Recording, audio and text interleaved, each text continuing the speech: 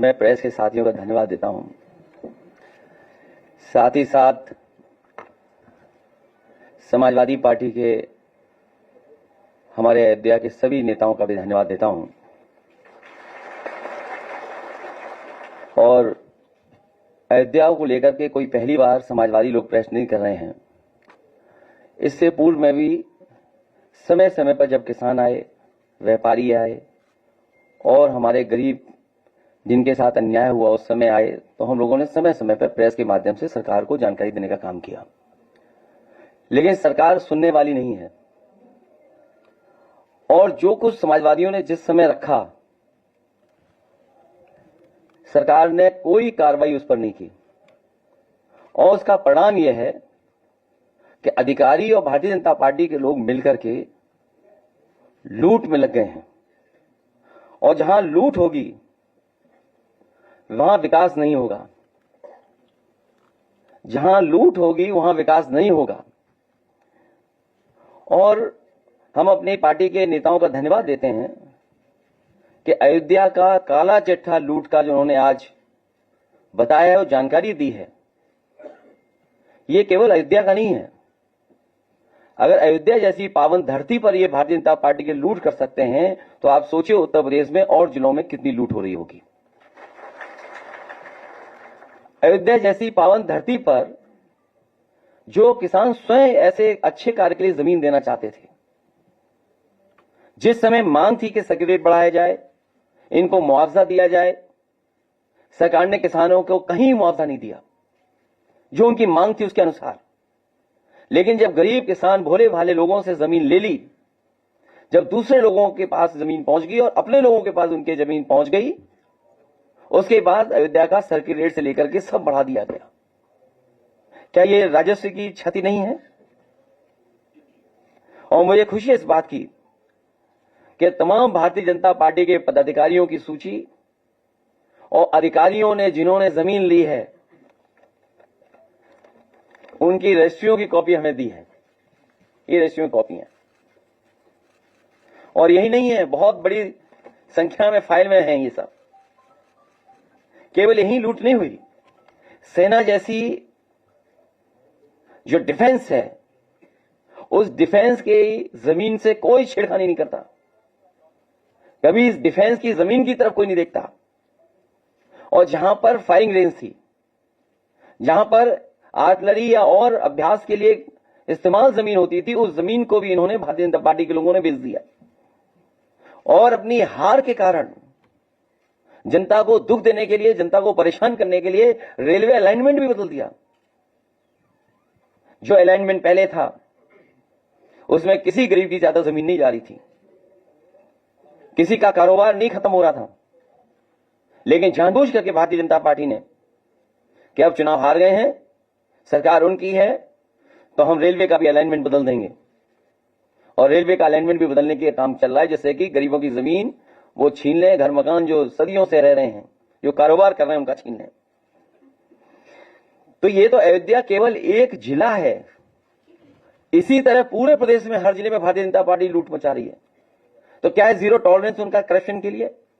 जिन्होंने नारा दिया कि हमारा जीरो टॉलरेंस है करप्शन के लिए, क्या यही जीरो टॉलरेंस है इनकी कि अपने लोगों को और माला माल बना दें?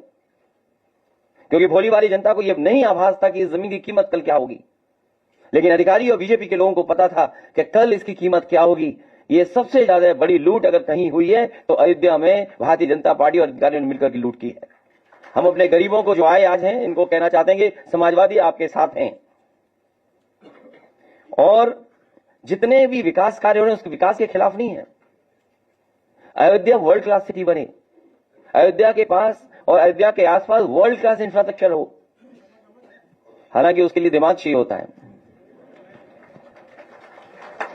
अगर वर्ल्ड क्लास इंफ्रास्ट्रक्चर और वर्ल्ड क्लास सिटी बनाने के लिए हम अपने अयोध्या वासियों को भरोसा दिलाते हैं कि 2 साल के बाद जब सरकार समाजवादियों की आएगी, अयोध्या को वर्ल्ड क्लास सिटी और किसी भी हमारे गरीब किसान उसका नुकसान नहीं होने दिया जाएगा, उनकी ज्यादा से ज्यादा भरपाई की जाएगी। और अगर सर्किल रेट भी हमें बढ़ा करके अगर अयोध्या वासियों को मुआवजा देना पड़ा तो सर्किट रेट बढ़ाकर उनको मुआवजा देकर के उनके घर परिवार में भी खुशहाली लाने का काम करेंगे।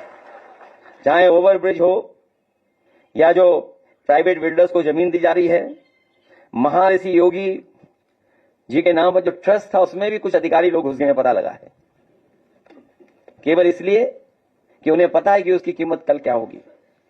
तो एक तरफ तो जहां ये लूट मची उत्तर प्रदेश में, वहीं अन्याय की सब सीमा टूट गई है। अभी हमें सुल्तानपुर के परिवार के सदस्य मिले जिनके बेटा इंजीनियर। कोई कल्पना कर सकता है आज के समय पर कि मुंह पर टेप लगा दिया जाए, हाथ पैर बांध दिए जाए और पीट पीट करके उसकी जान ले ली जाए? क्या ये सुल्तानपुर की पहली घटना थी? इससे पहले भी इसी तरह की घटना हुई थी। अगर आपको याद हो कि भारतीय जनता पार्टी से संबंधित रखने वाले ने एक हत्या की थी वहीं पर सुल्तानपुर में। और अभी जो झूठी कहानी पढ़ी जा रही है इनकाउंटर को लेकर के, कोई ऐसा व्यक्ति नहीं है जो न जानता हो कि भारतीय जनता पार्टी की सरकार में झूठे इनकाउंटर हो रहे हैं, हत्या की जा रही है। जो मंगेश यादव की हत्या हुई है, गांव से लेकर के आसपास के लोग जानते हैं कि पुलिस रात में आई थी, उठा ले गई, पुलिस उठा करके लेके गई एसटीएफ। और सोचिए आप कैसी कहानी गढ़ी गई कि उसके पास नया बैग था, अमेरिकन टूरिस्ट बैग बताया गया, और जब बैग खोला गया तो उसमें भी कपड़े नए मिले शोरूम से खरीदे हुए। और जो मोटरसाइकिल मिली, सुनने में आ रहा है कि जो मोटरसाइकिल जिसकी चोरी हुई थी कई दिनों बाद एफआईआर लिखी गई। और उसके घर परिवार के लोगों के मां का इनको दर्द समझ में नहीं आ रहा, बहन के आंसू नहीं समझ में आ रहे हैं।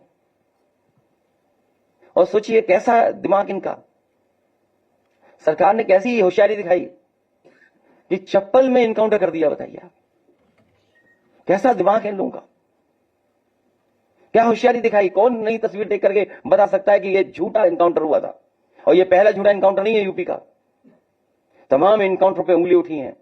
जिस समय पहला इनकाउंटर नोएडा में जिम इंस्पेक्टर को हुआ था, उस समय भी हम लोगों ने कहा था कि पुलिस वालों ने लूटने के लिए, दबाव बनाने के लिए हत्या का प्रयास किया है, और उस समय भी कार्रवाई नहीं हुई है। अभी तक जितनी भी हत्या हुई हैं या इनकाउंटर हुए हैं, सबसे ज्यादा पीड़ित परिवार के लोगों की हत्या की सरकार ने। हम लोग न्याय दिलाने के लिए सदन से लेकर के और संघर्ष के बीच में भी जाना पड़ेगा, तो समाजवादी लोग पीछे नहीं रह सकते। और भाजपा ने तो इतने इनकाउंटर किए, उत्तर प्रदेश को फर्जी इनकाउंटर की राजधानी बना दी इन्होंने, फर्जी इनकाउंटर की राजधानी बनकर के। और फिर नकारात्मक दिल वाले, और दिमाग विनाश कर सकता है, विकास नहीं कर सकता। जिसकी सोच नकारात्मक हो और जिसका दिल और दिमाग नकारात्मक हो, वो विनाश ही कर सकता है, विकास नहीं कर सकता। और फिर जो हार्टलेस है उससे उम्मीद भी क्या करनी है? जो हार्टलेस है उससे उम्मीद क्या करें हम लोग? हालांकि वो वीडियो नहीं चलाना मैं चाहता हूं जो जिसमें भाषा क्या इस्तेमाल की गई है। अगर आप कहेंगे तो मैं वो भी चलवा दूंगा, हालांकि वो उचित नहीं है, अनपार्लियामेंट्री वर्ड्स हैं उसमें।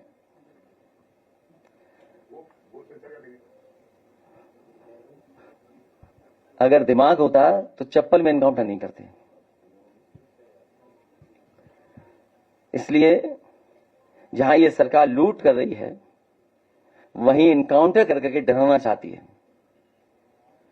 और केवल बदनाम करने के लिए जानबूझ करके ढूंढ करके कि कौन है, किसको इनकाउंटर किया जाए, वो भी अधिकारी बैठ करके रणनीति बनाते हैं। सोचो, जो रात भर बैठ करके रणनीति बनाएंगे, उनसे क्या उम्मीद करोगे न्याय की आप? रणनीति इसी बात की बनाते हो कि हत्या करनी है, वो हत्या में ना पकड़े जाएं, तो उनसे उम्मीद क्या करोगे आप?